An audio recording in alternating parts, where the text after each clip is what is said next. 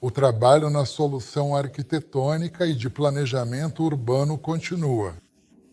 De qualquer forma, estamos resolvendo essa questão, sim, ela não vai desaparecer, mas mesmo assim, isso não nos impede de realizar outros tipos de trabalho.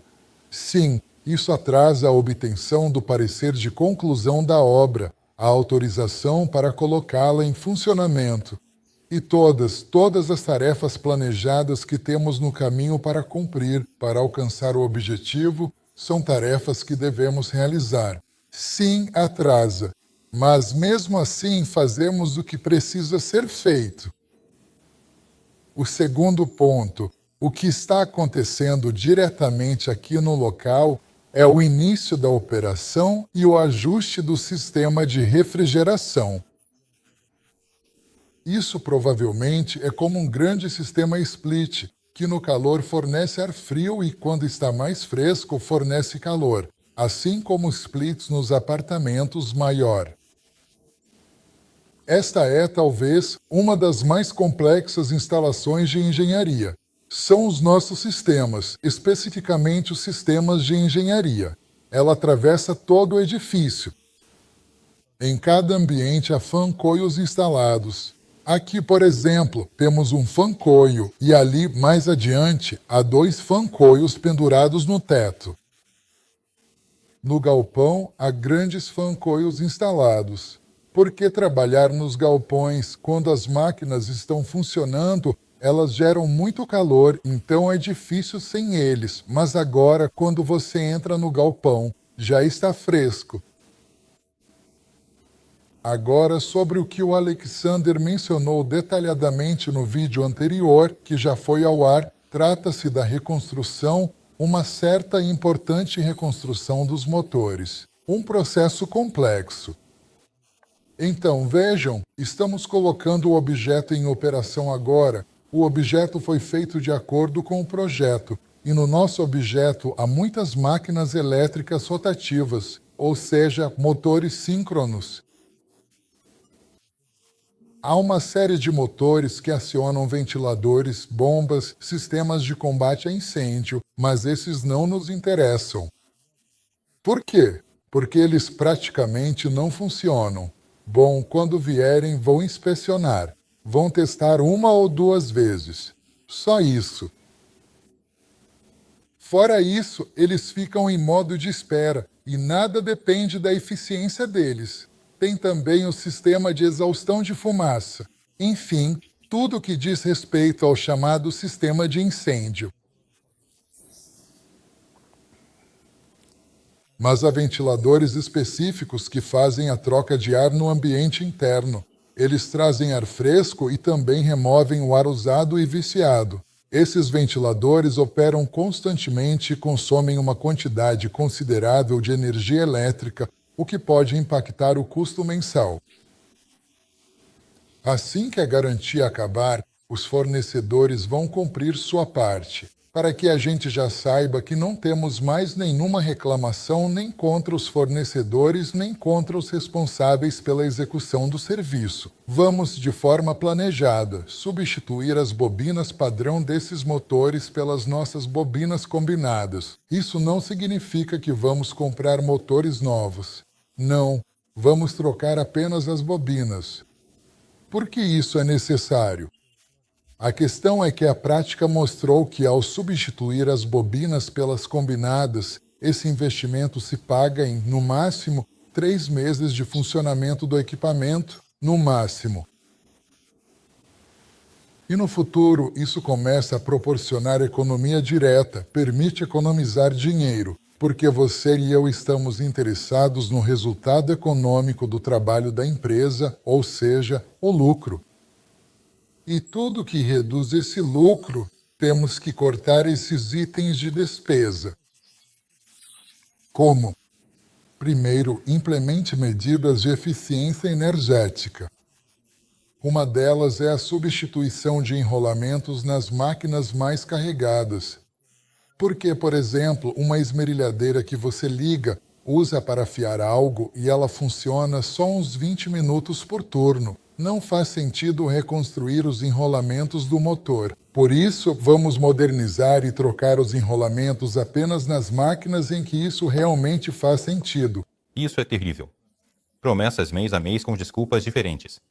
Já esgotamos nossa paciência com o projeto, que se arrasta há quase 10 anos. Teremos que esperar mais 10 anos para conseguir a licença?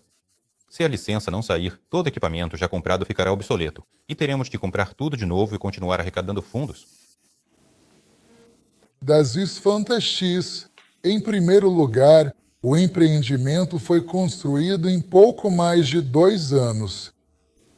A espera pela conclusão já dura 10 meses. Não dá para mudar os fatos. A culpa não é nossa. Esse é um problema geral em Moscou. Deus me livre que isso se espalhe pelo país inteiro. Seria um prejuízo colossal para a economia.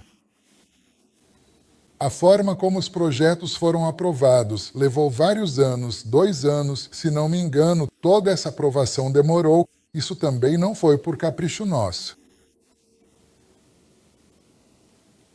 O equipamento não vai ficar obsoleto, porque independentemente do que aconteça lá em cima, entre os burocratas, nos altos gabinetes, nós continuamos desenvolvendo, preparando e lançando a produção deles. A última coisa que mostramos que foi demonstrada foram motores baseados em uma placa que é usada em esmerilhadeiras angulares. Com base nessas placas, foram feitos protótipos de motores.